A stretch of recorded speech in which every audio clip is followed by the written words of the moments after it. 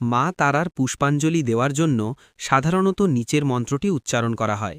ভক্তরা ভক্তিভরে এই মন্ত্র পাঠ করে দেবীর চরণে ফুল ও বেলপাতর অর্পণ করেন।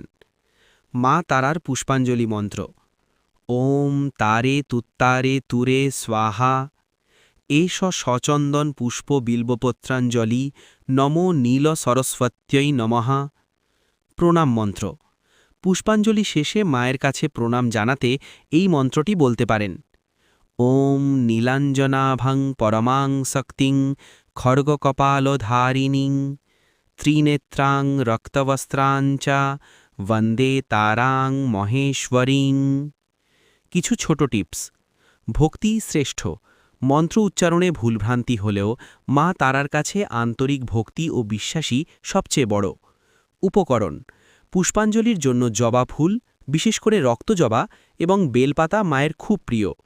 মনন: অঞ্জলি দেওয়ার সময় মায়ের উগ্রতারা বা নীল সরস্বতী রূপটি মনে মনে ধ্যান করলে মন শান্ত হয়।